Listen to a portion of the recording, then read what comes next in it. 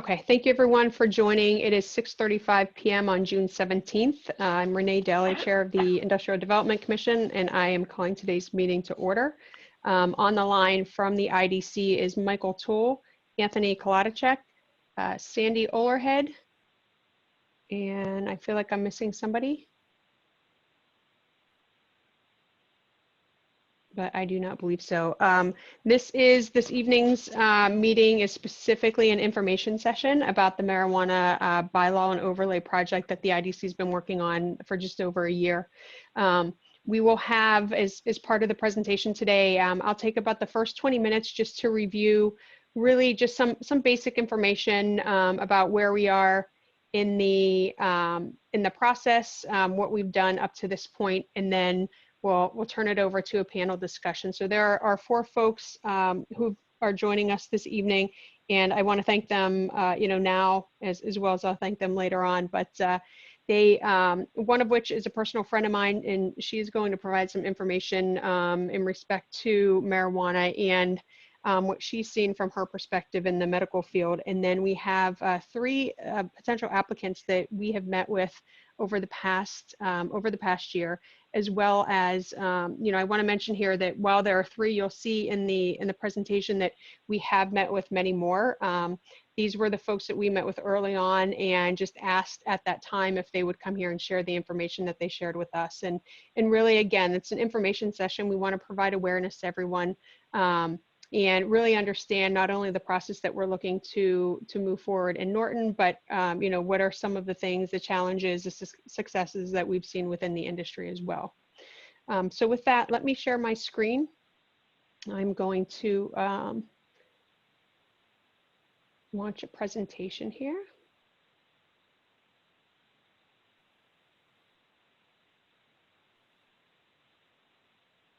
Okay, give me 1 second. And can everyone see my screen? Okay. Yep. I wasn't sure if when I shared the PowerPoint that if the actual PowerPoint presentation mode would show. Okay, so thank you everyone again for being here tonight. As I mentioned, we're going to talk about what the IDC has been working on in respect to the marijuana bylaw and the zoning that we've done over the past year. Some of the things that we'll cover are some opportunities that we have within the town, what the current state of cannabis is within Massachusetts as well as in Norton, what we see for the future state within Norton, as well as what we've worked on from the perspective of the marijuana overlay district in zoning and the marijuana licensing process. I'll review briefly the timeline that shows really kind of the actions that we've taken over the past year to get to this point, as well as where we think we're going to go, certainly with some uncertainty in the COVID-19 environment. And then we'll talk about potential business opportunities. And as I mentioned, we'll have a panel discussion. The panel discussion, while I'll open it up with a few questions for each of the folks who are joining us today, it is open to the public. So please certainly, whether you have questions of the IDC or questions of anyone who is here representing one of the industries, please feel free to share your questions. There is a chat session available within Zoom if you want to use that. I'm going to ask Sandy if you can keep an eye on that, only because I can't see it while I'm sharing my screen. And then if you're not comfortable asking the question, you can certainly write it and we will relay it to you. Okay, so with that, let's talk a little bit about the opportunities within Norton. So 2 years ago in 2018, we voted at town meeting for 2 articles. One of those articles was to impose a 3% excise tax on all retail marijuana sales, annual revenue essentially. And then we also changed our zoning to include marijuana establishments within the industrial zone districts. So those changes occurred 2 years ago. We really didn't leverage any opportunities at that point. So the IDC, when we came together, we looked at this as an opportunity not only to increase our tax base, but also to increase the revenue by really using the groundwork that was made at that meeting with these 2 articles and really bringing it to an executable state. One of the things that we focused on is really, a vision within a town that aligns to our character. And then additionally, one of the things that we'll talk about later is what's called a host community agreement, or an HCA. this is an agreement that a municipality enters in with a marijuana establishment. And really it talks about, I think its primary focus is partnership and collaboration, in addition to a 3% community impact fee, as well as some other things that are beneficial to the town in respect to those fees being brought forth to support law enforcement or education, or other town costs that are incurred through the various operations. So the host community agreement, it has had in the industry, some what I would say bad people really taking advantage of it. And one of the things that we, from the perspective of the IDC, have been very cognizant of is making sure that, we look at this fairly and as a way where we can form a partnership and bring businesses to the town.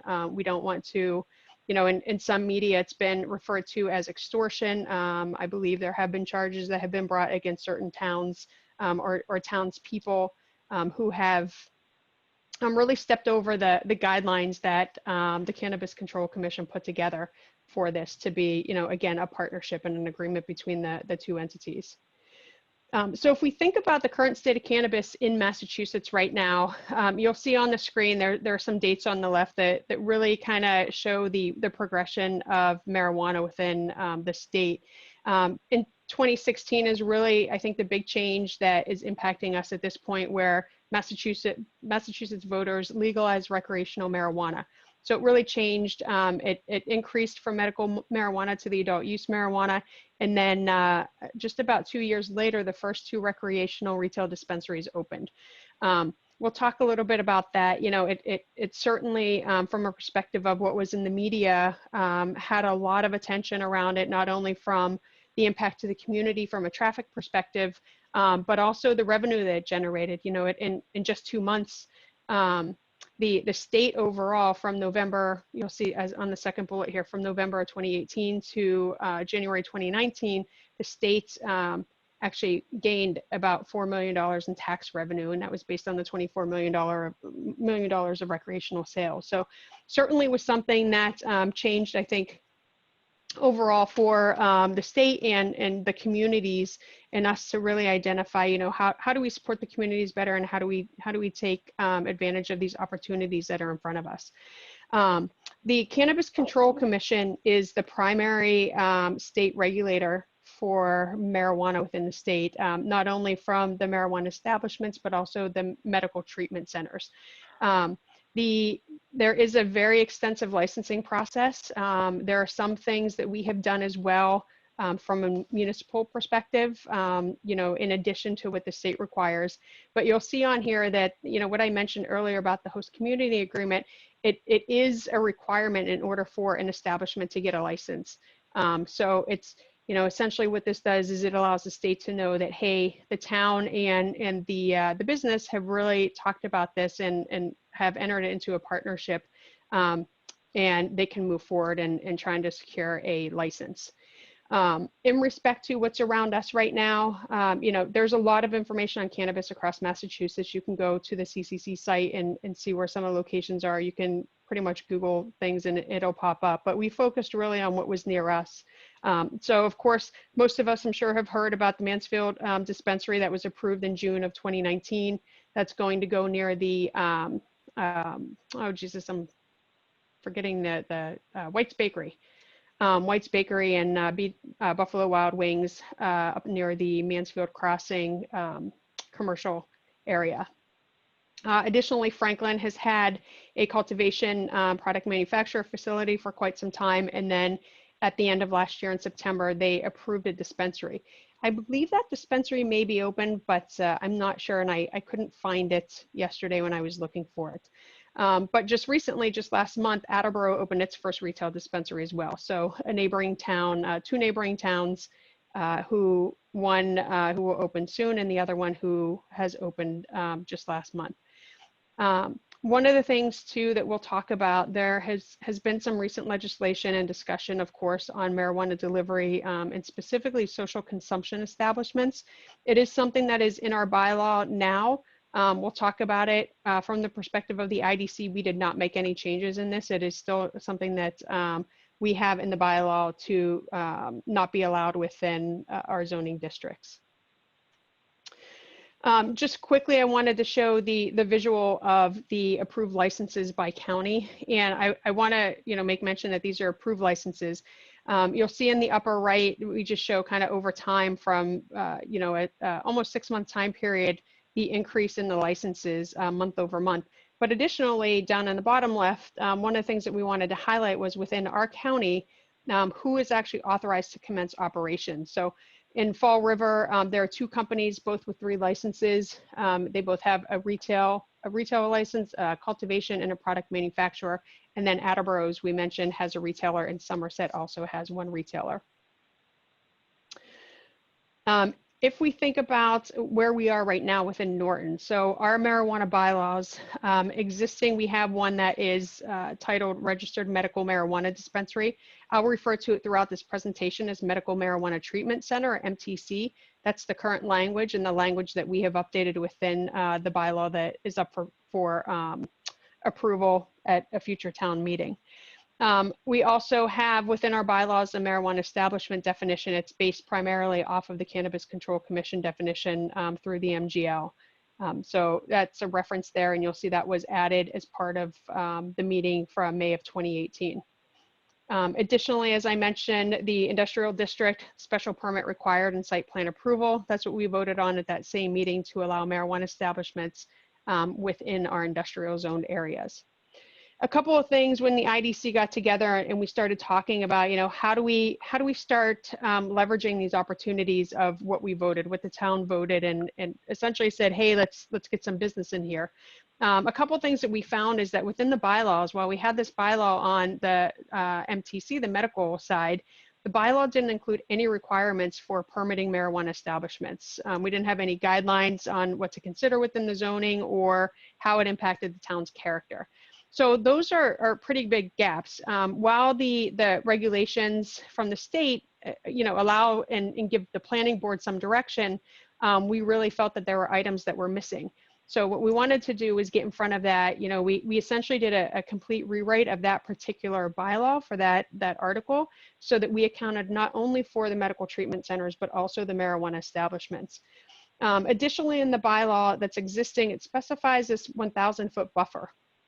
Again, it doesn't apply to marijuana establishments. It only applies to the medical marijuana treatment centers. And one of the things that we've read quite a bit about, while there haven't been any formal lawsuits on this, the state law establishes a 500-foot buffer around K through 12 schools. As a municipality, we have the ability to reduce the size of that buffer. If we wanted to take it down to 200 feet, we certainly could.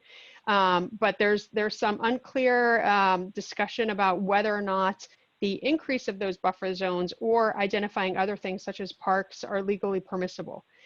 So the commission, in their writings, they suggest that the additional buffer zones or the separate requirements aren't necessarily arbitrary. So those were things that we kept in mind as we were going through to really understand how we should frame the bylaw and what items we should look for. So what we did as part of that discussion, this is future state. This is what we've been really moving forward with. The first thing is collaboration with the town boards. Like, our primary focus is to make sure that the boards and committees, not only the planning board, the board of selectmen and finance committee, but that we're all aligned to a common goal or a common mission. I'm happy to say that we have presented to all of those boards. We did get approvals from all of the boards, unanimously from the board of selectmen and the planning board, and then the finance committee approved it and has, I'll explain later, but they've referred it back based on the next town meeting. So this is something we went in front of them multiple times, wanted to propose initially the idea, and then we talked about, okay, with this idea, what do you see? What do we want to see happen here? And so we took that feedback and we started to really build out the process. Another thing that we did is we talked about the host community agreement. So while the host community agreement is part of the marijuana licensing process, it is not specifically part of the bylaw.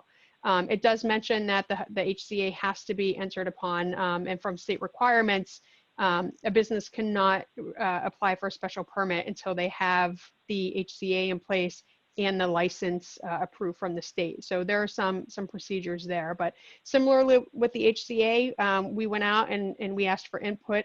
The town manager was instrumental in getting the chief of police really to look at it and update it based on the information that he had from his industry networking groups. The special permitting site plan approvals, those were already existing through the article that we had approved back in May of 2018. And what we did is really we enhanced that to make sure that we accounted for all marijuana related businesses. As I mentioned, the bylaws, they're specific to the municipality requirements. So they are in addition to the Cannabis Control Commission regulations. And it allowed us to really focus on what are the important things for the town that we want to make sure are in there. So from a perspective of how many retail establishment licenses do we want within Norton, it accounts for, you know, some specific concerns around odor control, accessibility into establishments when we think about the traffic impacts. And then also, you know, it allows us, one of the things, again, the next item is to establish the marijuana overlay district. So while we had all industrial areas that were outlined to allow marijuana usage, what we did is we looked through those areas and we gave consideration based upon and aligned to the town's character. So that those are things that we focused on. And through this process and with conversations with town council, we also had feedback from them about establishing an application process for marijuana retail establishments, specifically with a subcommittee review and then recommendations to the Board of Selectmen. That is primarily because we have limited the number of retail establishments that we have in town. And at present, we have more interest than the number of licenses that we can actually provide. So when we looked at the zoning specifically for this, you know, we wanted to make sure that we created a balance between maintaining the character of the town and attracting businesses.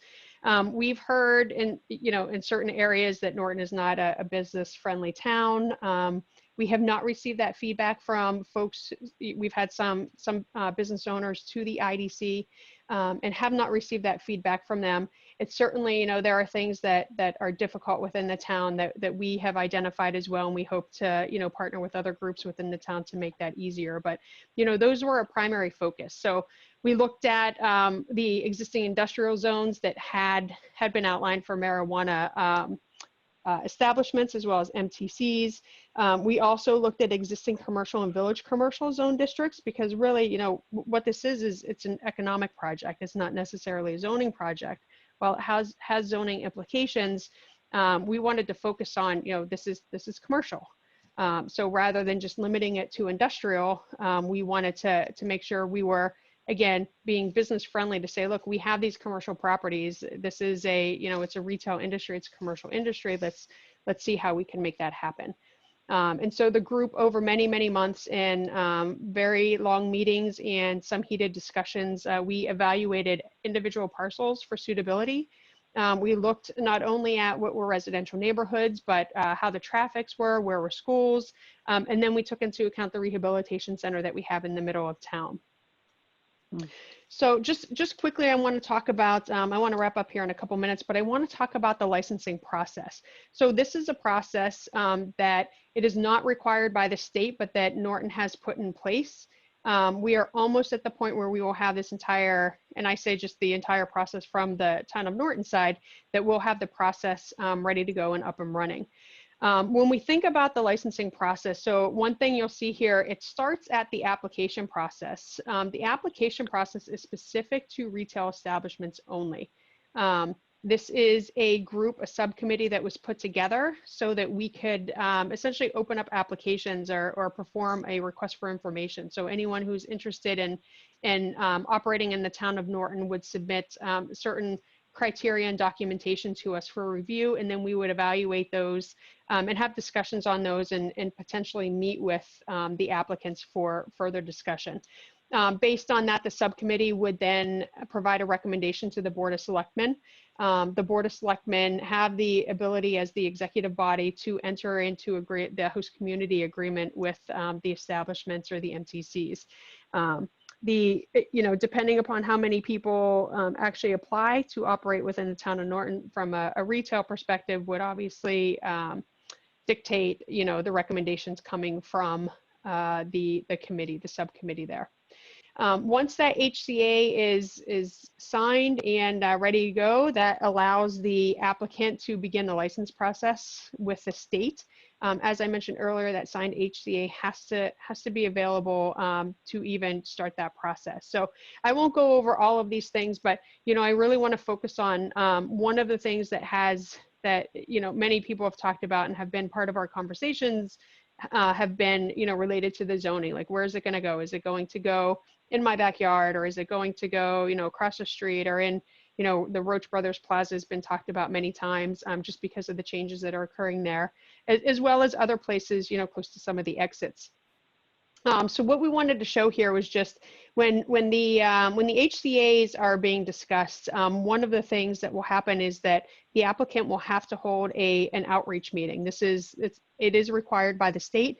It focuses on the location, and it's an opportunity for the public to come voice their opinion, ask questions.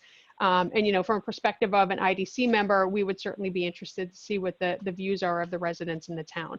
So there's an opportunity early on.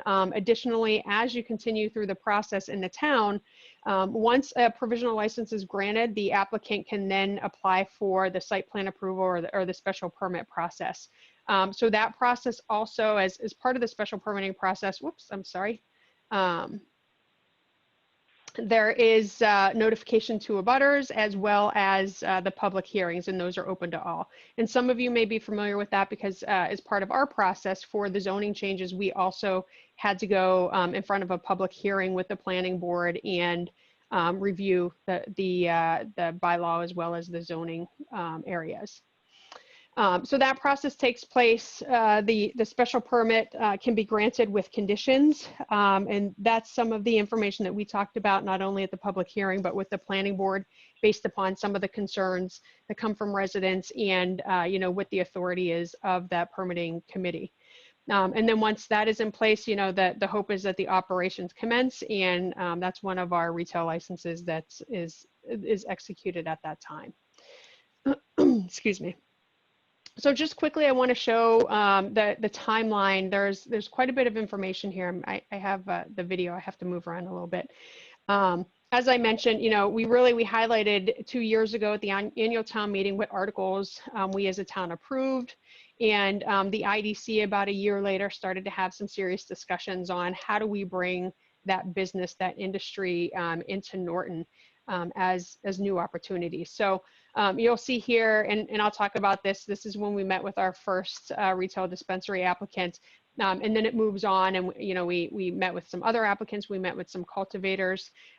We talked about many times, as I mentioned, the zones, what parcels we wanted to include in those zones, what were the criteria that we wanted to actually understand, and how did that fit within the project deliverables. So if I won't go through each of these details, but you'll see several meetings where we took opportunities to present to the planning board, the Board of Selectmen, Finance Committee, and the school committee. We actually were lucky with a meeting in January because there was a joint meeting between those three groups. So we quickly provided an overview of the project and took some feedback from that.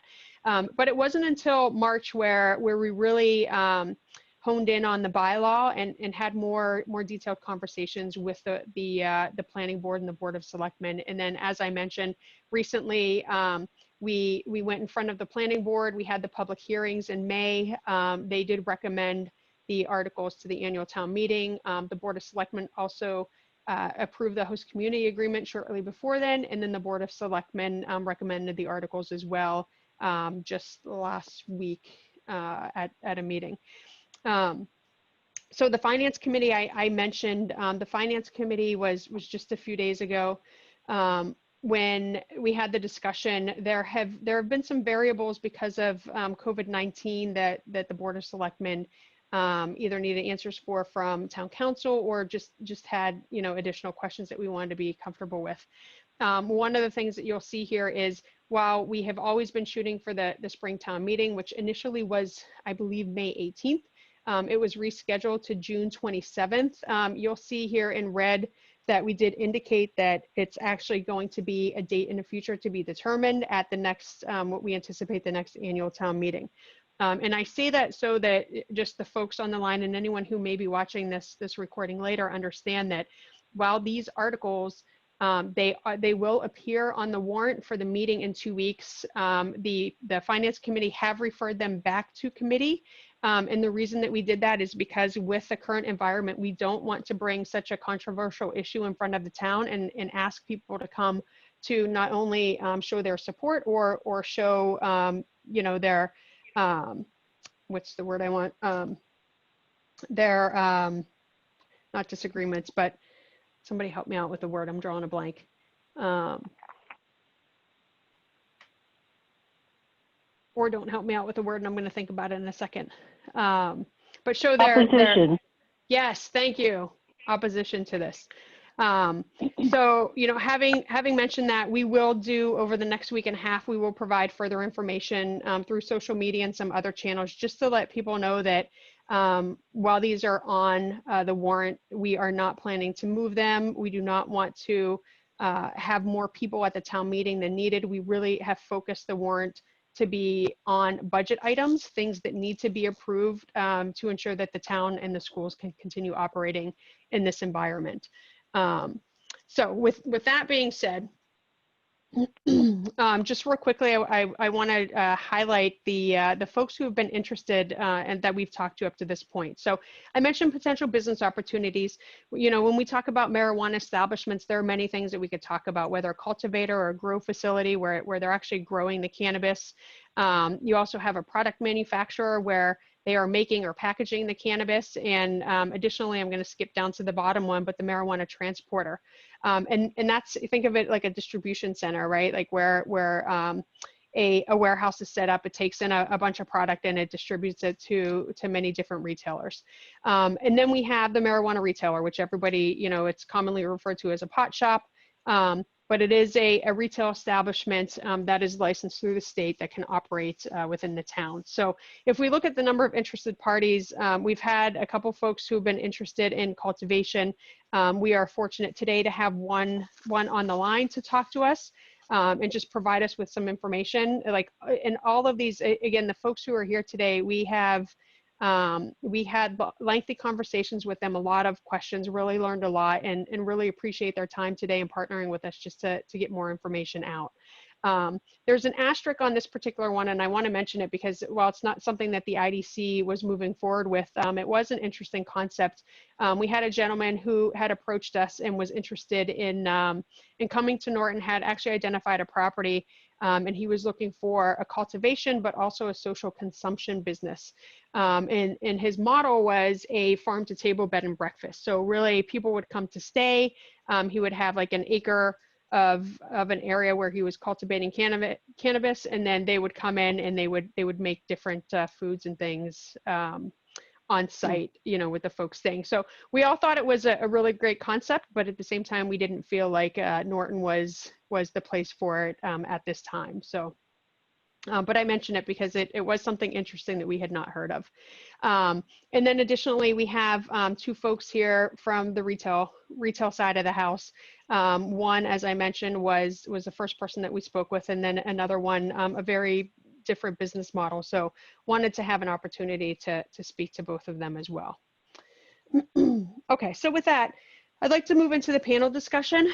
There are four folks here. I'll do a quick intro, and then what I've asked them to do is initially provide us with just a 2 to 3 minutes overview of their business, some of their challenges that they may have had, the type of establishment, some concerns that they've seen within communities. And most folks here have been to multiple communities, have had these conversations.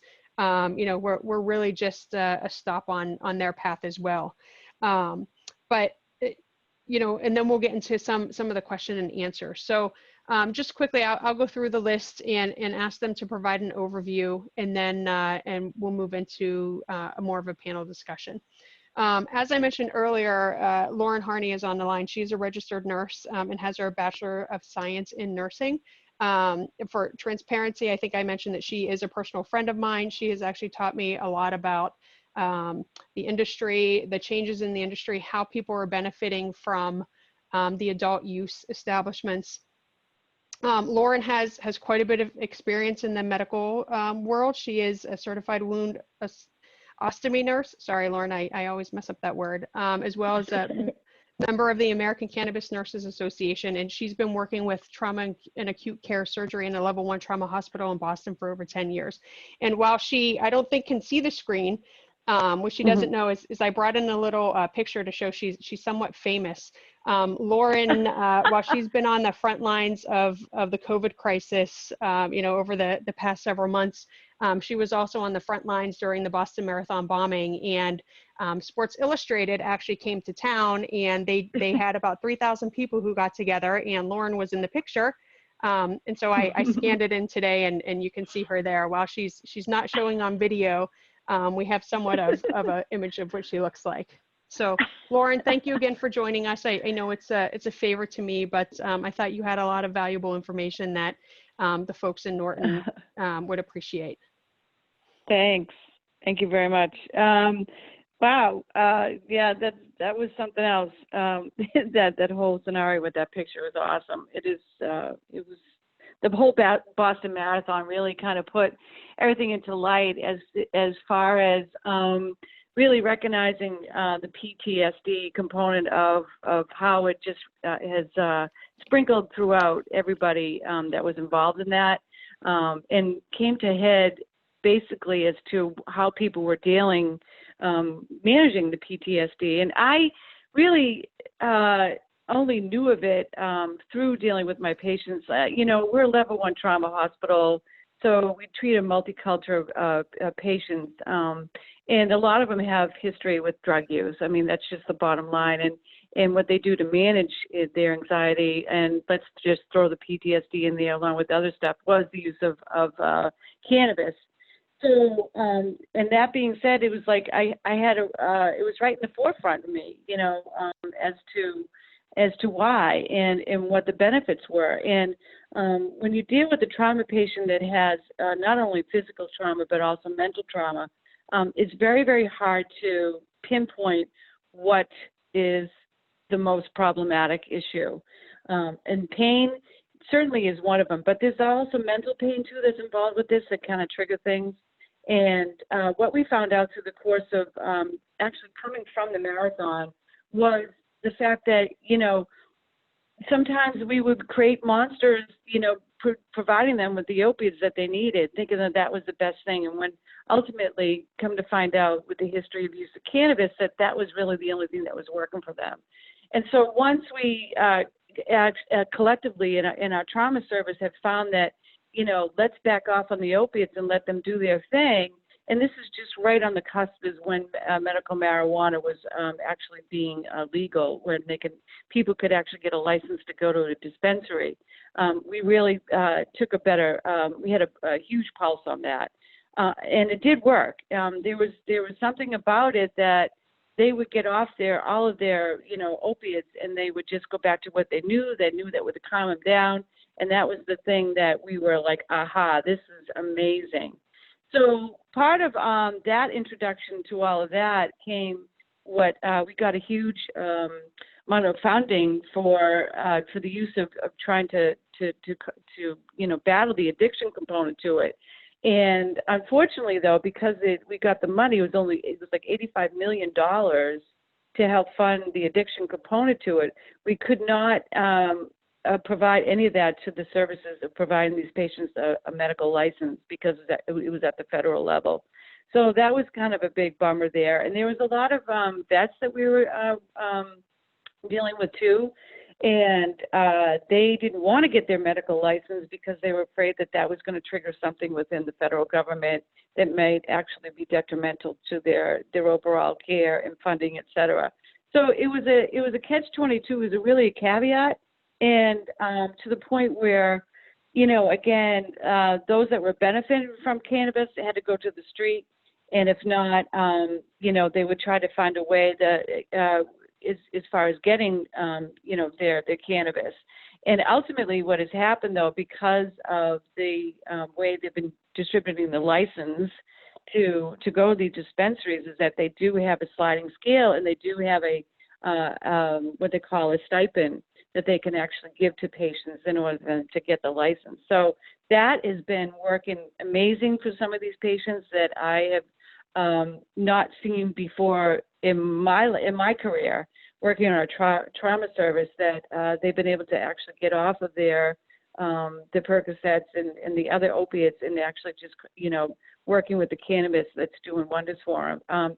And that in itself, when you have other comorbidities, not only including anxiety, but all the physical components like neuropathies, the injuries that you can sustain from a gunshot or a stab wound, or even in underlying diabetes that was just yet discovered, has really been able to work for them. So that's been a huge eye-opener for me. And being able to actually translate that into helping the geriatric population, which has just been a relatively new field as far as, trying to help them manage pharmaceutical side effects with the use of cannabis. And one of the big, huge side effects some of these elderly people have is that they can't sleep, or they're having GI problems, or they're having, neuropathic pain. So doing some teaching with them and having them dabble it, and I've actually brought some patients to dispensaries to try to help them with this, has been also an amazing benefit. And that includes the transition to not only just, it's not in those, I'll preface this, it's not the flower, but it's the edible, like something they can take a microdose to that helps them either go to sleep or helps them with the pain. And there's some salves that, as everybody knows now, CBD seems to be, just going through the roof. But there are other CBDs, and I can honestly say that the only justifiable, the only legit ones are coming from the dispensaries. If you think you can get the benefits of CBD, as what Gronk has said, from like a gas station or something like that, that's a really big, you're putting yourself into harm's way, because CBD can be synthetically devised, and we've seen some awful situations that are coming through, even through the hospital, where people have been taking synthetic CBDs, and it's been something from China or a powder form or whatever. So, so I can't stress enough the benefits of having a dispensary that can provide, those type of edibles and those type of topical salves and everything that do provide relief. So as far as I think Renee said about, even it being in your neighborhood, there's a lot of places that I've been to that, there's security out there, and people go in and get what they need and they come out. People aren't hanging around a parking lot, digging into their bag and like enjoying an ice cream or a bag of candy. They're in and out. So to me, that was just like something like, okay, well, this is what they know, what they want. They know it's working for them. Medical patients want to be medicated, and stoners want to get stoned. And that's just the dividing line right there. And people will go and beyond and do their own business. And I think that was really the big perception that a lot of older people thought they were very much afraid to go into, because they thought it was just going to be like everyone calls it a pot shop, but it's not there. There are very educated people that are behind the counter that really want to help. And that's the difference between, trying to sneak around and trying to, find some other person through another person to get, what you need, as far as the cannabis is concerned. So, so that is in itself, I think, for Norton, where you want to, put this up, and even if it's, I don't think it's going to be this hellacious component of there may be a lot of traffic, but, it's just like anything. It's like a liquor store, people go in, get their product, and leave. So, so that being said, that's quite a value, I think. So Lauren, thank you so much for that. And it's funny that you mentioned liquor stores, because somebody gave me an analogy the other day to say, the hype that we heard when the first 2 retail dispensaries opened in Massachusetts, we can compare it to when the first liquor store opened after the Prohibition. right? It's Right. a mad dash to Exactly. get there to get products, but certainly as more dispensaries have opened, you don't even, I actually didn't even hear about the Attleboro one, and I'm, not too far from the Attleboro line. It was sent to me via text, and you don't hear about those impacts anymore, but there's certainly concerns, right? And from the IDC perspective, we kept that in under consideration to make sure that we addressed it, and that people that we engaged in business with also felt that that was important as well. Right, and I also think because since we've gotten the medical components, as far as licensing, there has been a lot of education about cannabis, and working even in the American Cannabis Nurses Association, that's what it's all about. It's out there to educate people, and it's not just about, oh yeah, you should take it. It's, oh yeah, well, you should be considerate. You should maybe consider, or you should watch out for this, and buyer beware and be careful and all of that. And just like a whole lot of education and people are appreciative of it. And they either take it for what it is and they go off on their own and they'll try it, or they won't. But it's just for them, they are becoming that educated consumer, so they don't have any biased opinion. They know what they know. It's amazing. It's just amazing how the big, huge potheads, the big, huge, marijuana madness has just kind of dissipated. It's not that craziness anymore. And it has a very good qualities to it. I mean, I keep going back to Gronk, but look at Gronk, and as to what he thinks of the CBD and all the whole, the sports component to it are trying to get that off the plate as far as being drug tested, because it is the only thing that's working for them when it comes to pain after these, after they play and stuff. So, if you look at cannabis as a plant, it is a plant, right?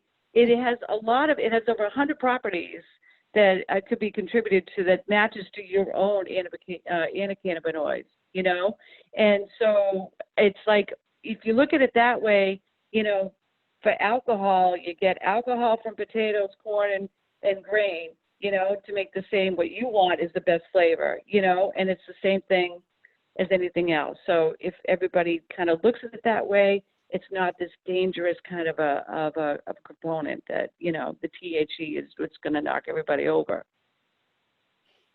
Great. Thank you so much, Lauren. I'm gonna move on to our next panelist here.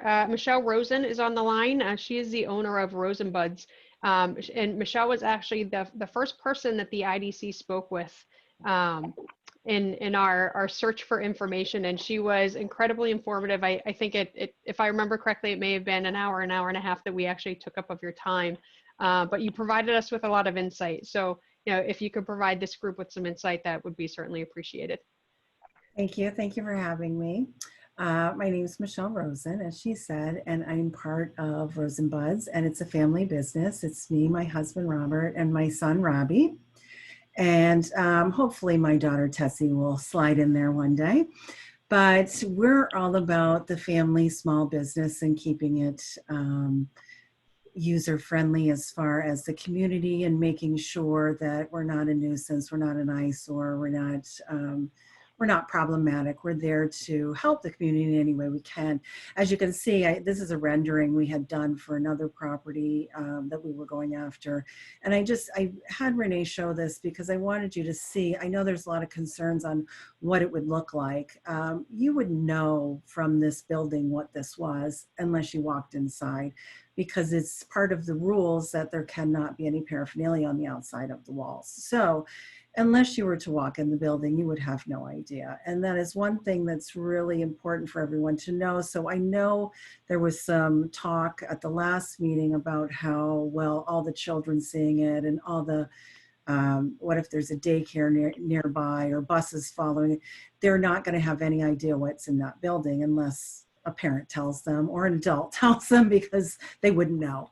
So I wanted to show you that slide. The other reason I thought I would come and chat with you is because I wanted to make sure that, if you had any questions as far as security wise or the visibility, there's no flashy signs, as you can read from the the slide here. Our goal was never to be a nuisance. We've actually been looking at a property in Norton, and I prefer not to tell you where it is. It's a secret. But I want you to know we looked really long and hard, and we don't want to go where we're not wanted. So if the neighbors do have an issue, we want to be there to help the community. We're all about giving back. I'm a huge volunteer. I live in Taunton, and I do volunteer quite a bit at Taunton. So I'm looking for another community that I can give myself, and my family would give themselves as well. So I just wanted you to know, as far as there's surveillance all over it. I know that was a huge question, and to my knowledge, and I can only speak to my knowledge, the other dispensaries I've been in, the retail, there is no odor. I don't notice it, but if there is any, it's very low. And I know that was another concern. I think if you were to go into like a Roach Brothers parking lot, in that area, I don't know that that would be a huge issue, because people were concerned about the odor. And I think the overlay district that you've proposed, I think is great. You have a lot of viable properties, which I think are really wonderful. I don't know that you don't want to be over by the high school, obviously, but I don't know that you would get a huge kickback from people. And you have to have so many meetings anyway, so you'd know before it got started. But I just wanted you to know that we have spent a lot of time looking at Norton, and I hope that if you guys, if the residents have any questions, I'd be more than happy to answer them for you. You're on mute. Thank you.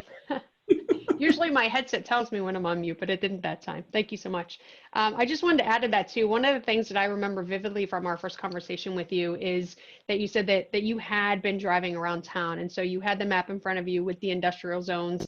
And one of the areas that is not in the overlay was an area that you drove to. And while you didn't know it at the time, it actually was within the 500-foot buffer from a school. But one of the things that you said to us is you said, you went down that area, you saw a couple daycare centers, you saw some schools, noticed that, it wasn't from a perspective of being easy to get to, right? It wasn't really that either. So, I think when the IDC looked at this, and we want to make sure, that we are business friendly as well as looking at the town, and we want to make sure that we preserve in the town. I thought that you brought up some very, very valuable points that we consider throughout the process, right? Like where does this work not only to be sustainable for a business, but where does it work for us as well? And so, I mean, you hit on those right in the beginning, and that really, provided us with a lot of thinking in how we wanted to do this with the overlay. Great. So thank you so much. So I'll go to our next participant, Andre. I'm sorry, Andre. Our Zoomanian is on the line as well. So Andre is also on the retail side of the house. Solar Therapeutics has more than retail, but our conversations with him have specifically been focused on a retail establishment. A little bit different from Michelle's and their business model. So Andre's here to talk about that.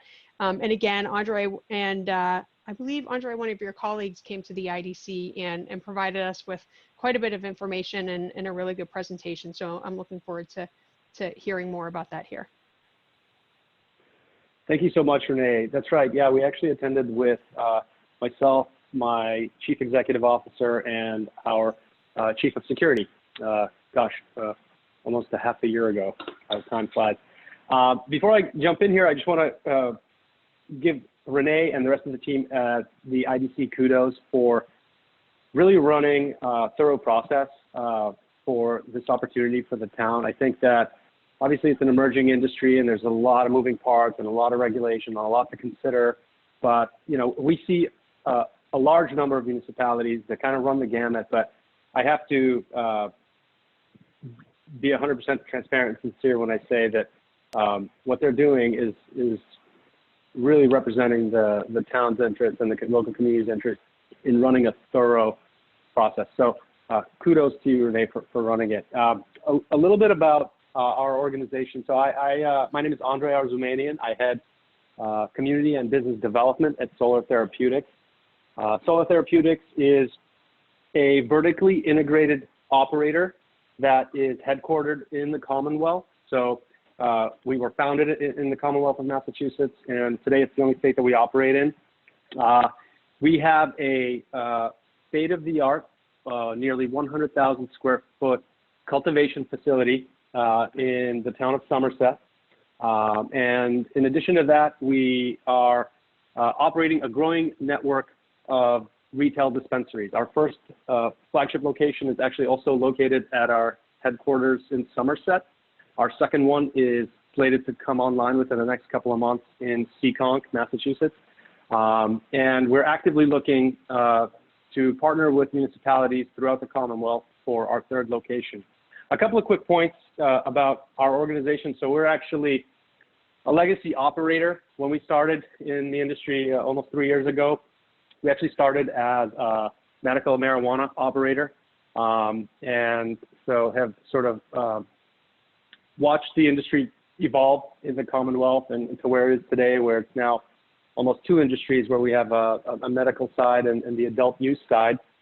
I just wanted to say that I think there's, we really don't have too much time here today, because I could probably talk for a long time on the benefits of the plant and the amount of research that can go into it. But it's really something that is still at the very early stages. And I think, a lot of folks think about the wellness and maybe adult use side of things, but there's really a lot of potential in the plant on the medical side as well.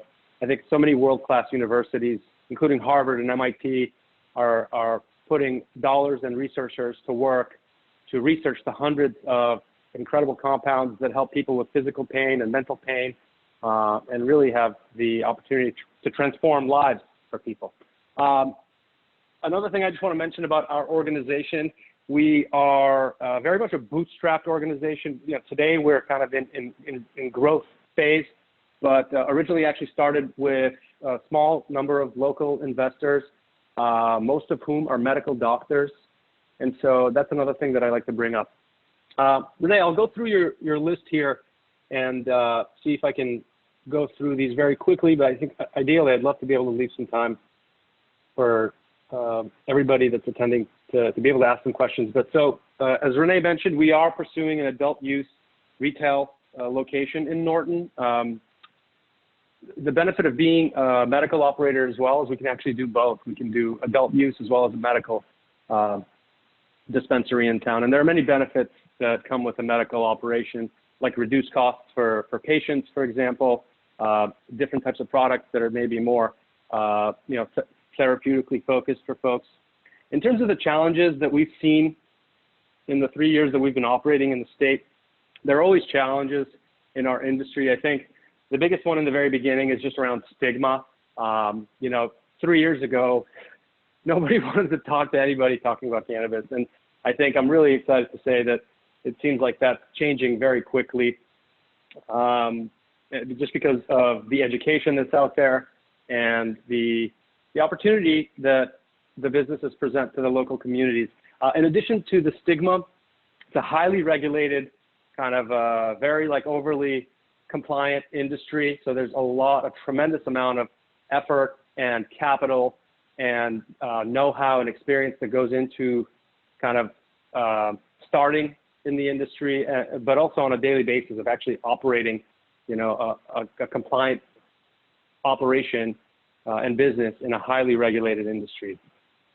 So those are some of the challenges that come to mind. In terms of the concerns that communities have, there are also a couple. They typically will fall into, early on it was a lot of stigma and people just thought, that it was just the worst thing since who knows what. But today it's really centered around security and the traffic and logistic considerations for the local community. So on the security side, there's a tremendous amount that goes into planning for a secure operation. I can tell you the punchline is that we're basically, in many cases, more secure than a local bank, or many, many times more secure than your local Walgreens or CVS pharmacy that has gosh, so many more potential drugs in there that could, damage the community in the form of opiates and other drugs that those pharmacies carry. On the traffic and logistics side, that's another thing that is very important in choosing a site, and usually that's really where it lies. Is you have to make sure you pick the right site that has enough parking and the right means of ingress and egress, and that's another element that requires a lot of planning. And in our case, that's something that we've had the benefit of doing multiple times. So we're sort of at a point where we have the hang of it, and we know just what type of site we're looking for. And I'm happy to report that the site that we have chosen in Norton, we think is actually going to be terrific from a traffic congestion and traffic management and security standpoint. In terms of how we address some of the concerns, I think I went into it a little bit, but most of it nowadays is really around doing our diligence around the siting, making sure that we complete the required traffic and volume analysis and reporting, so that we can really have a site that'll do well over the long term. Just because it is a very dynamic industry, and today, it's kind of still on the fringes, but you can think 3-5 years into the future where it'll continue to be more adopted, and it may turn into, and it likely will turn into,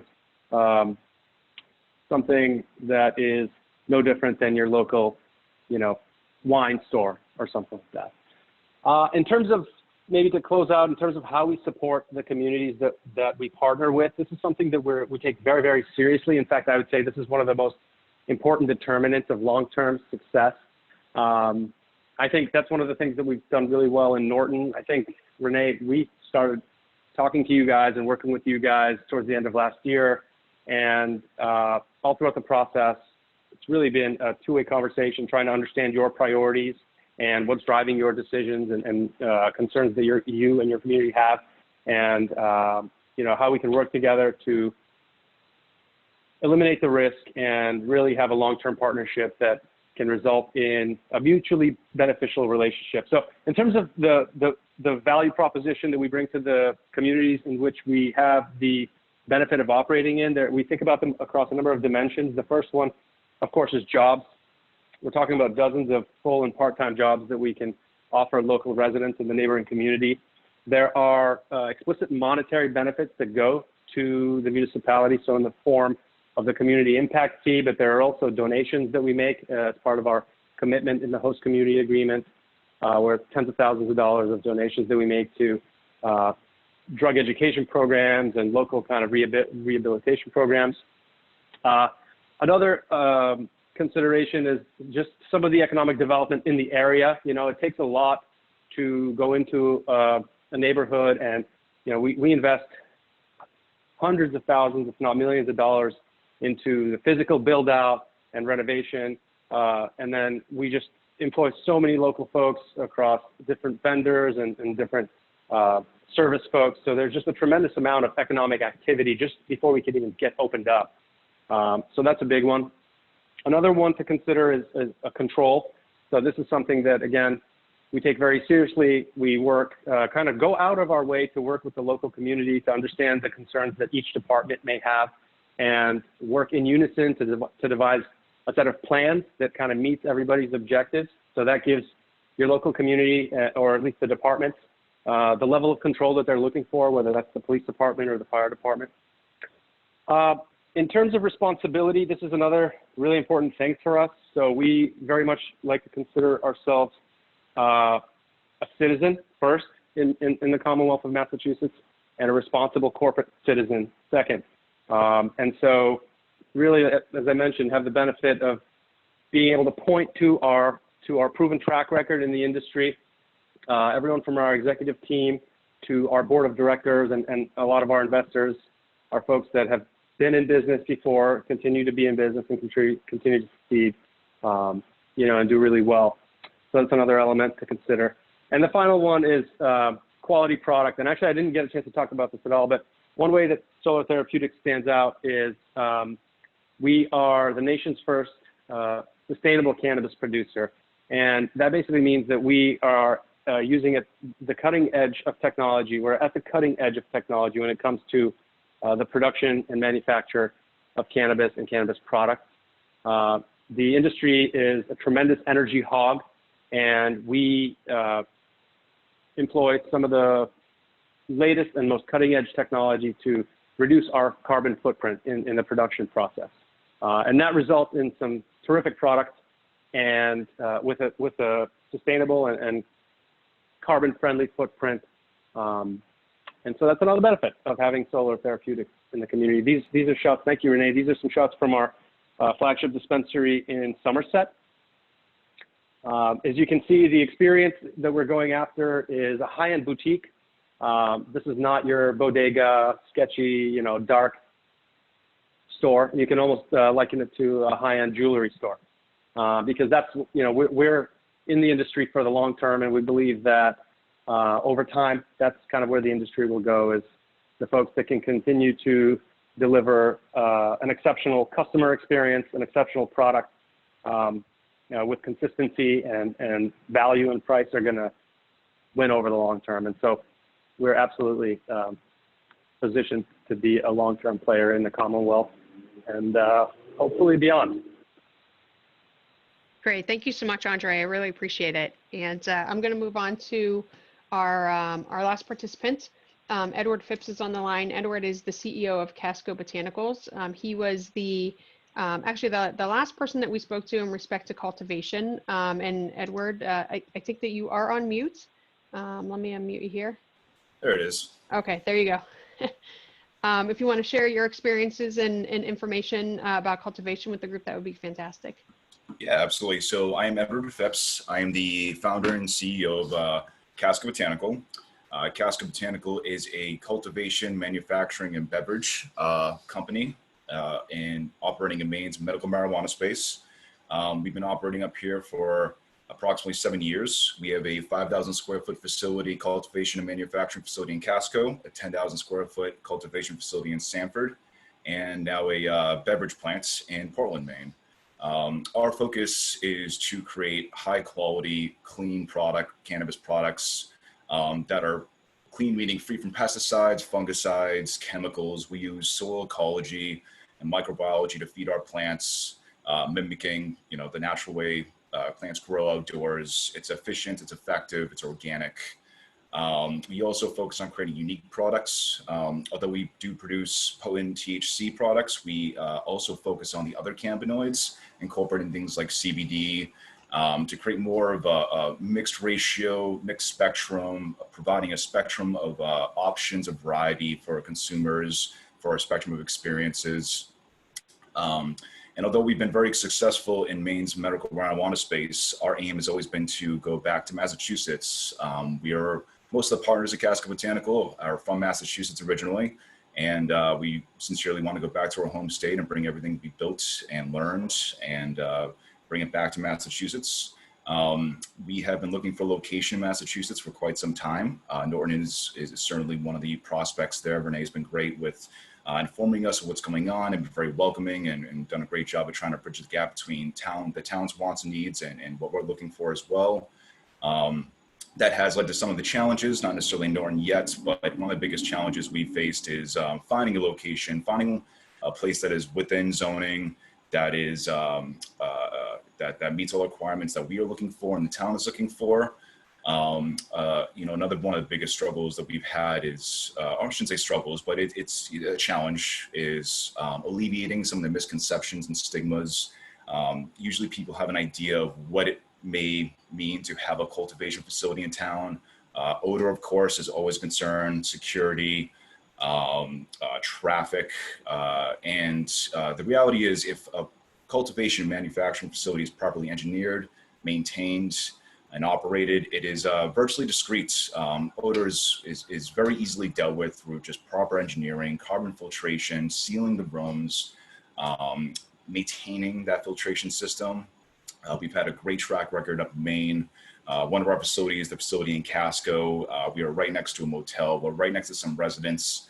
And we've never had an odor complaint in all of our 7 years there. We've worked with the town of Sanford, similar issue. That's always one of their main concerns. The inspectors, building inspectors, when they come in, and we've never had a problem there. We just always make sure that we properly engineer and maintain. In terms of how we've alleviated those concerns is we, just try to just be very informative and try to point out our proof of concepts and just offer information. I feel that's a big part of it. Is just, it's very new for many people, and it was new for us once. And I think it just comes down to, it's just a new industry, and people have certain, you hear things on the news in terms of traffic and effects and odors. And while sometimes that's that can be the case, it's as long as it's properly built and maintained, sincerely, these are things that can be dealt with. And the state of Massachusetts has extremely stringent requirements when it comes to all of these things. It's virtually impossible to operate in the space without having to execute and on these things in a responsible way. In terms of the community, what we've done for a community is always just be a part of it. We always try to reach out to our respective towns, hear them, make ourselves accessible for questions, concerns. We stay involved. We go to town meetings. We're constantly talking to the boards, town planner. One of the first things we did in Casco was go to the town hall and just talk to the town planner, tell him what we're doing, hear his concerns. We're active in town meetings.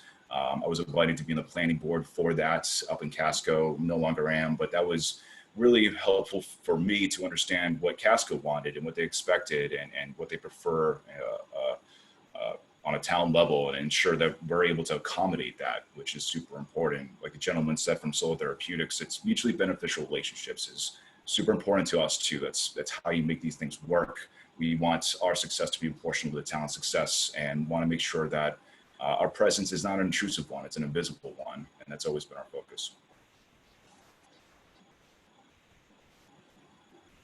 Oh, I think you might be on mute. Did it again.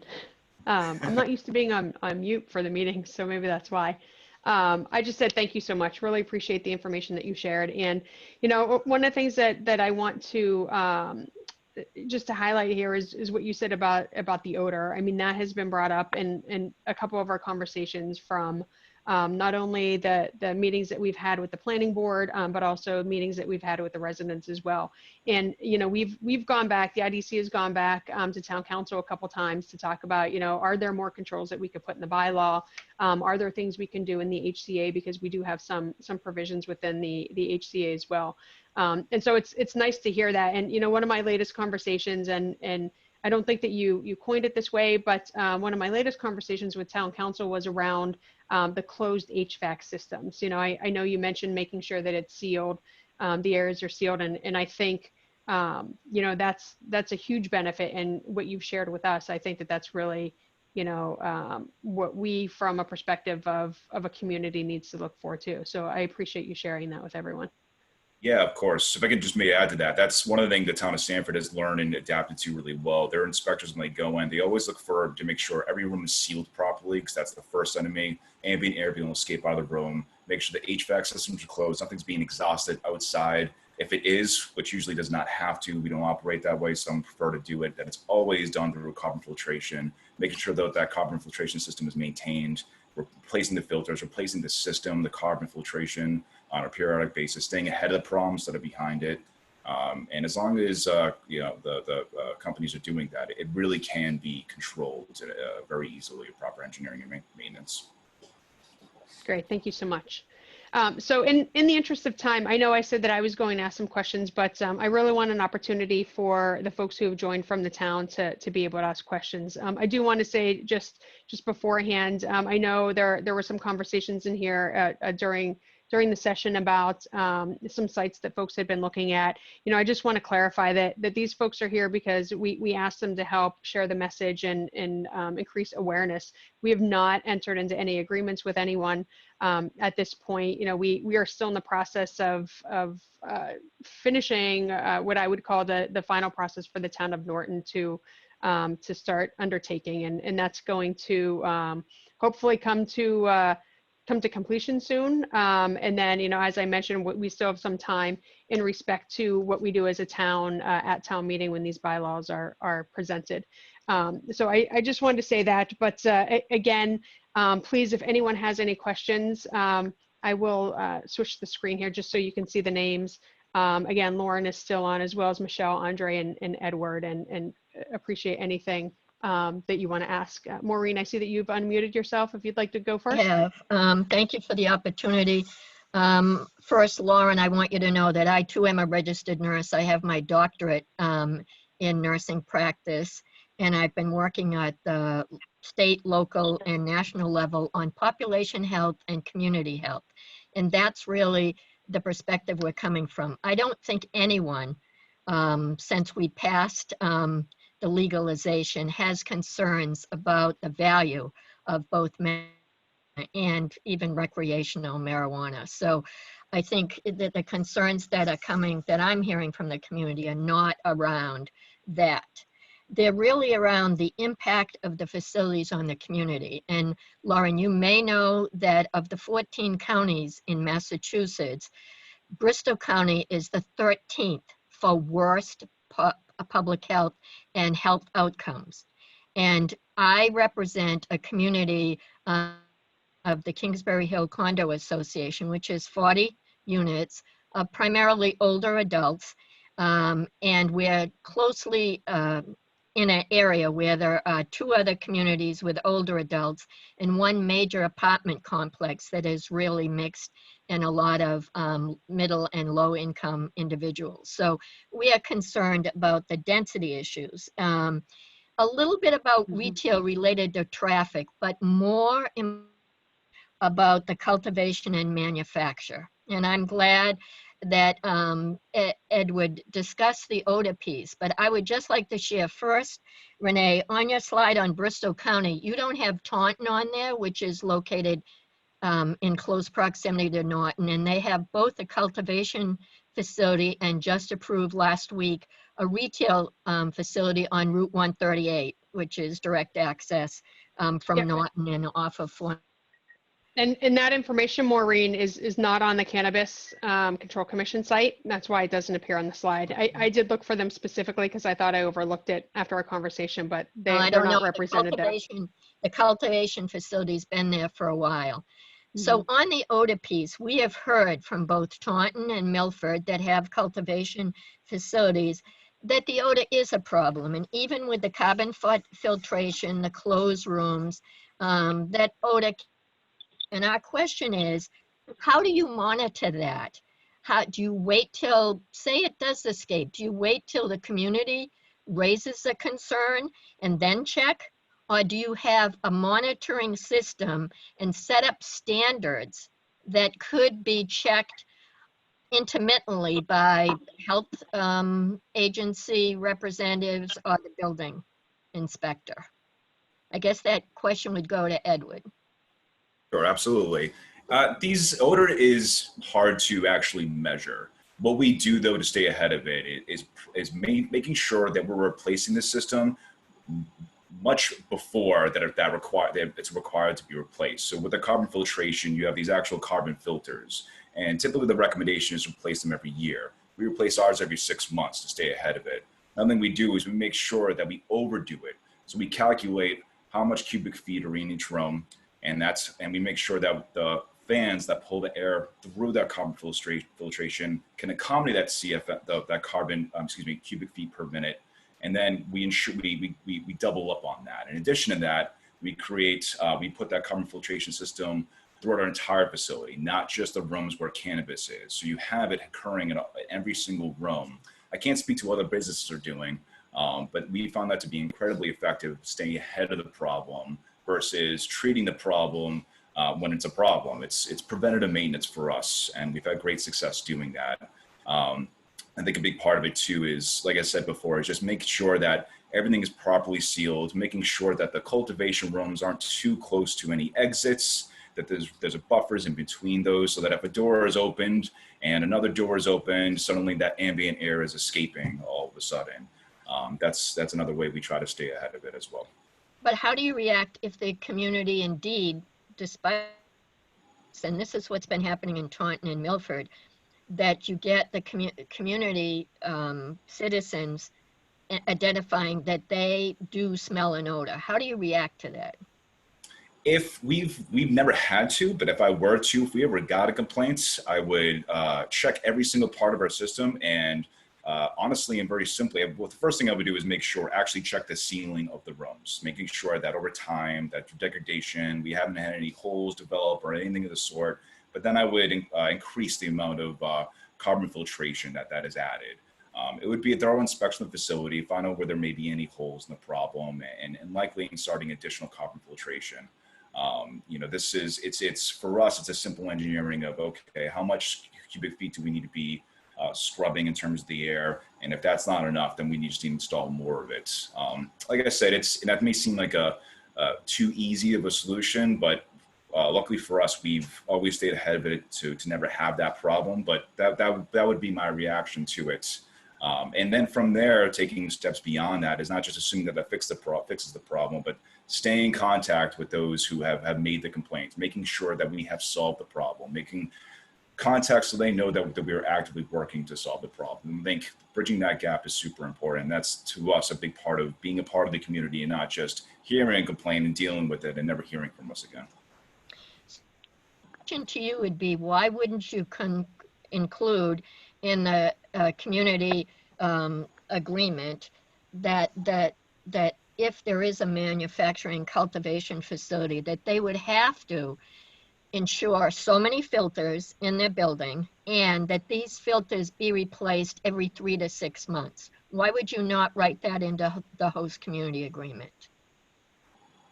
I think that's I think that's a great thing to include. One thing that's the town of Sanford has done is what they do is they have picked a third-party engineer, and that engineer, when you're setting up your facility, has to go in and check and say, okay, this is adequate, this is enough. It's not something we designate, the town does. So we are operating on the standard that their designated engineer is setting forth for us, which I do think is the way to go. I think that's instead of assuming that any business is just going to install the appropriate amount of carbon filtration, a third-party engineer can kind of put his stamp on it and on behalf of the town as a way to bridge that gap.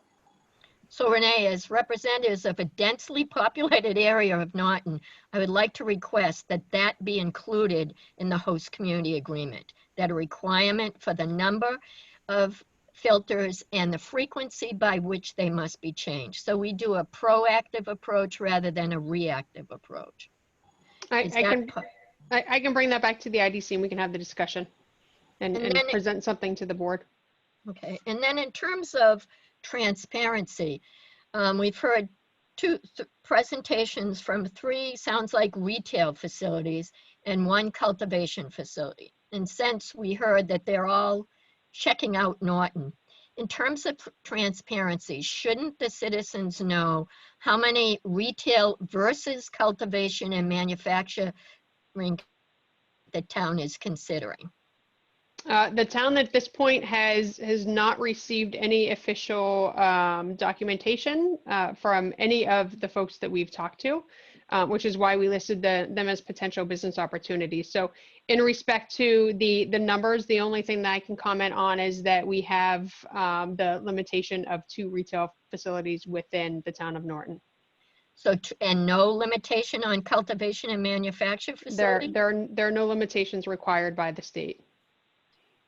Right, by the state, but the community host agreement could, if they're having 2 retail, could then limit or define the number of cultivation and manufacturing facilities in the same town, correct?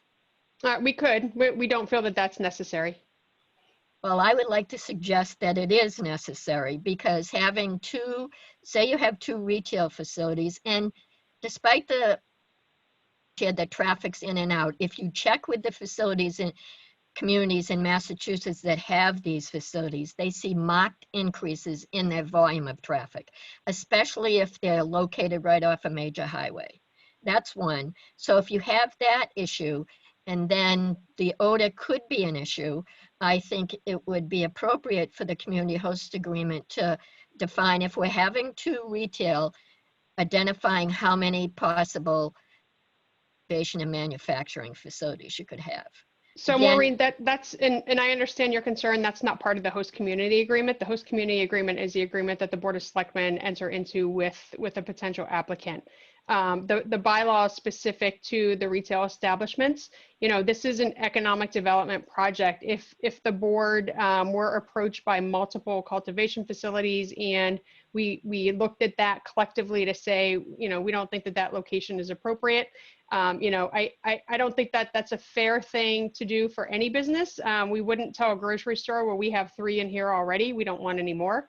If you look at, the liquor license establishments, we have a limit there. It is of 9, but at this time, I will have conversations with the IDC, but that there has been no. But let's be rational, Renee, that grocery stores and liquor stores do not give off potential and have the risk of odors being given off. Cultivation and manufacturing of marijuana has been demonstrated to cause odors. It has, but there are also demonstrations that they don't. So I understand your concern, and I think if multiple cultivation facilities come to the town of Norton, that would be something that the board would consider. And then again, and to help me understand that at the town meeting, you're not going to vote on the zone bylaw? Correct. So the finance committee has recommended to refer these back to committee.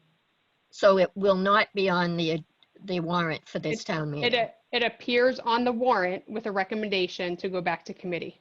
It's not recommended to move. It's referred back to the committee.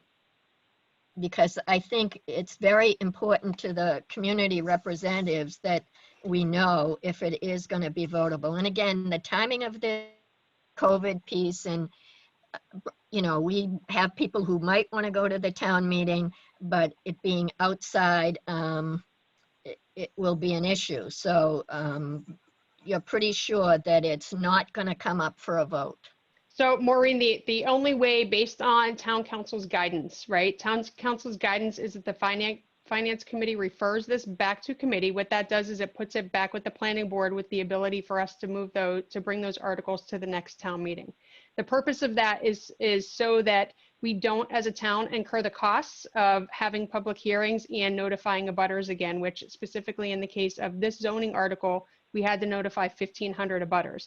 So that comes with a cost. So the recommendation that she's provided to our town, as well as other towns, that for zoning articles, they be referred back to committee. That allows us to bring those forth later and have there's some additional legislation going on with the extension of how there are some laws in respect to when you hold public hearings and when the articles have to be voted on. So that's the reason for this. Having said that, there is a risk that somebody would move the motion on the floor specifically to get them to fail or to pass. We are not encouraging people to do that. Again, we have focused from the Board of Selectmen perspective on limiting the amount of articles on there. We've taken off the controversial articles. The zoning articles are very different because it involves zoning. So that is why they're being referred back to committee. We do not anticipate that somebody is going to be malicious to try to move it on the floor. And, again, all I can say is I don't encourage folks to come out unnecessarily, because we are focusing this town meeting on what is absolutely required from a budget perspective to keep the town and the schools running. Okay, and then my final question would be, again, so if indeed we go ahead with 2 retail facilities, who will decide then how many manufacturing facilities can be in the town, and how will that be managed? Again, they would have to enter into an HCA with the Board of Selectmen. So the Board of Selectmen has the responsibility for all of the agreements. So it would be appropriate to approach the Board of Selectmen with a citizen petition to suggest that there be a limitation on the cultivation and manufacturing facilities if indeed they proceed ahead with 2 retail facilities. You could. I would probably pose that question to town council, because I don't know if that is legal in the state. To do that, Yes. They can, what being legal, the petition or the question of how many manufacturers? That we can limit facilities. So there are specifically, so the state requires a minimum in respect to the retail establishments based Right. on the number of liquor licenses. If we wanted to go below that minimum, it requires not only a vote at town meeting, but also a ballot vote as well to go below the limit. We established a limit because when we voted for these back in 2018, there was no limit that was set. So we essentially, you know, at this point in time, the Board of Selectmen can enter into agreement with all 6 interested applicants if they so chose. That's the So risk you that ju- we run there's no without having the difference- bylaw. There's no difference in the bylaw between retail versus cultivation and manufacture? In our current bylaw, there is no difference. In the bylaw that we are proposing, there is a difference in which we have set the limit of the retail establishments. But none on the, so why couldn't you, I understand the state law says you know, there's not a limitation on the retail, but my question is, can you limit the cultivation and manufacture facilities? Like I said, I would have to go back to town council for that because I would imagine it's not something, you know, again, the state requires us to have a minimum on retail. I've seen no requirements of the others. So we would have to talk to town council. Would you be willing to do that? Because I believe the opposition, while there is concern about traffic in the retail facilities, the major opposition as it relates to the health and welfare of our community relates to the cultivation and manufacture. Again, we can have the conversation. I mean, you know, Maureen, there's a reason why there are many controls in this process, right? And certainly if the Board of Selectmen had an applicant in front of them for a cultivation facility, the same thing holds true that there would have to be meetings about their location and public interest, right? And so there would be public hearings for with the applicants or not? So a public hearing has to happen on any marijuana establishment or MTC because it's required by special permit. Additionally, in order for them to enter into a host community agreement, a location has to be identified, and that also has to be brought before the public. That's part of the state requirement. So there are many opportunities to have those discussions, right? So again, as I expressed to you before, if we look to continue to control things, we don't appear to be a business-friendly town. The other thing is too, is maybe there are 3 cultivation facilities that want to be located on the other side of town, right? And so now we've essentially hindered us. If we put a bylaw in place like that, we would hinder our ability to have these opportunities within town, and they could impact nobody. Well, I think it would be very hard to find other communities in this state that have allowed retail facilities, one, and then more than one cultivation facility. I mean, I think it's apples and oranges. The retail component is different and has different implications than the cultivation and manufacturing. So Yeah, I think there are actually a couple. I know of one specifically that has a cultivation facility, and they're in conversation with other cultivators as well. So and again, you know, while Edward represents a very large cultivation facility in Maine, we have had conversations with others who are looking for a much smaller footprint. So again, limiting that really does limit our ability to partner with businesses throughout Norton. Always the balance between money coming into the community and the health and welfare of the community. So I think you have to take that into consideration. Thank you for the opportunity to comment. I appreciate that, and thank you so much. And like I said, you know, we would look forward to your participation should the Board of Selectmen be engaged in conversations with other applicants. Okay, definitely. Thank you. Are there any other questions for any of our panelists?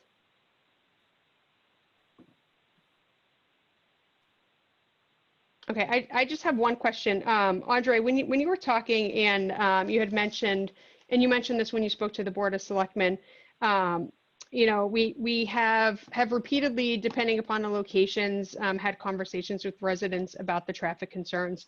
Can you talk about what steps that you have taken to minimize those impacts to a town, and really what the folks within your organization have done in respect to research and traffic studies or anything else? Sure, Renee, I'm happy to. So of course, we have actual customer and traffic data at our site in Somerset. And what we find is that it's not like a coffee or lunch type of restaurant where you have these peak periods and these quieter kind of lull periods. What we find is we have a fairly steady flow of customers throughout the entirety of the day. Our average turnaround time in the store is around a 5-minute turnaround time between the time that they come in to the time that they're, have completed their purchase and are able to move on.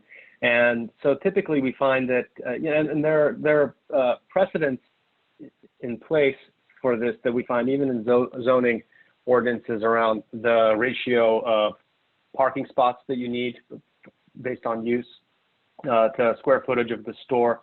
But the punchline is that what we find today is that, with ample, with planning and ample parking for folks to be able to get into a site, park their vehicle conveniently, go in and transact their business, coupled with security and traffic direction personnel that are on our payroll. And in some cases, although you don't see this as much anymore, collaborating and working together with the police detail in town, that the traffic thing is really, if done correctly and if planned correctly between the site and the layout of the site, is really something that doesn't pose as much of an issue as it used to back in the early days when you had maybe two dispensaries in the entire state where you were drawing clients from all over the state and neighboring states as well. So today we find that, practically speaking, something like 20 spots is more than sufficient to be able to accommodate traffic and parking requirements. But we actually, when we're doing our site prospecting, we typically like to look for a sizable lot that can accommodate anywhere from double to triple that from a parking standpoint. The other ways that we mitigate the traffic and congestion are inside the store. We have ample point of sale terminals for folks to be able to be in and out quickly so that we're not queuing folks up and making them wait, for 1 or 2 terminals. Like, for example, in Somerset, we've got 8 total terminals that customers can go to. I can tell you today that maybe 4 or 5 of them are in use at any given time. But yeah, I think a lot of those concerns have really gone by the wayside now that there are more dispensaries opening up and that demand is a little bit more balanced out over a broader dispensary base.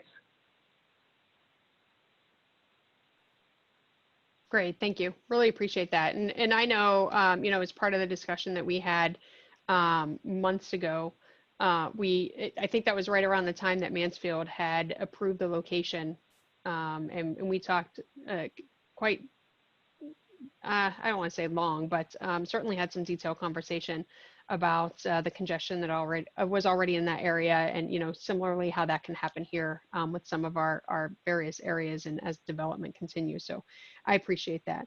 I was looking at the time. It is about 8:05. Are there any other questions for the groups on the line, whether the IDC or any of our panelists? Renee, I had a quick question. My name is Paula Daniels. I'm a member of the Finance Committee for the town of Norton. Edward, I have a question for you. First, thank you so much for your presentation tonight. It was really informative and helpful. I'm just curious, I don't know much about cultivation facilities. What are your hours of operation typically for traffic coming in and out? Typically 9 to 5, just to operate within normal business hours. That can be very flexible. We do that to keep things streamlined and ensure there's not big traffic concerns. That can be shifted to, alleviate potential traffic concerns too.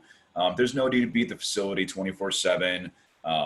Things need to be done during the day. And then, we have alarm system, not just for security, but for if anything goes wrong in terms of the environment, we get an alert. So if someone needs to go there outside of those hours, they can.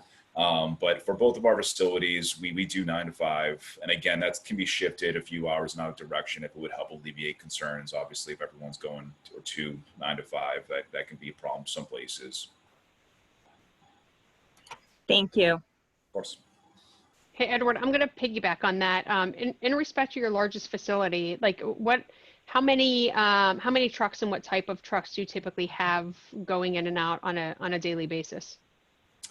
I would certainly not even daily. I mean, Sanford is 10,000 square feet. The product that we sell to retail stores, all of that product can be fit into just a regular SUV to be transported. We do everything on a perpetual level, so it's not like we just have a lot of product to be sold all at once. In terms of deliveries for supplies, I would say at the very most once every 2 weeks. There's not a lot of traffic or freight traffic that needs to happen at all. It's mainly in terms of delivering supplies, and again, that's bi-weekly, and that's if we happen to order a couple of special things versus things we operate with normally. Yeah, in terms of the actual product, and in a facility, at a bigger facility, 20,000 square feet plus, probably more like once a week in terms of a small freight truck, but nothing on a daily, especially with proper planning. Great, thank you. Are there any other questions? Okay, well, I want to thank the panelists for coming today and sharing your experiences and information with the group, and also want to thank everybody from the town of Norton that took the time to join tonight and ask questions. Really appreciate your participation, your feedback, and your interest in the project. And we look to partner hopefully in the future with some of the folks that we've talked to, not only tonight in the session, but those that we've met along with the IDC, and certainly continuously looking for support from the community and feedback and ideas on how we make sure that we implement this project successfully. So with that being said, I do have to adjourn the meeting, and as the chair, I will entertain a motion to adjourn. So moved. And is there a second? I'll second. I'm sorry, who was seconding? Denise. Thank you, Denise. So I have a motion and a second. I just have to do a roll call. Sandy? Yes. Michael? Aye. Denise? Yes. And I just have to see if anyone else is on the line. Give me one moment here while I move over. Okay, that looks to be it. So again, thank you everyone. Really appreciate your time tonight and sharing your experiences and information with us. Be well. Thank you so much. Thank you all. Thank you so Thank much, you. Renee. Thank you. Thank you. Thank you, everyone. Bye-bye.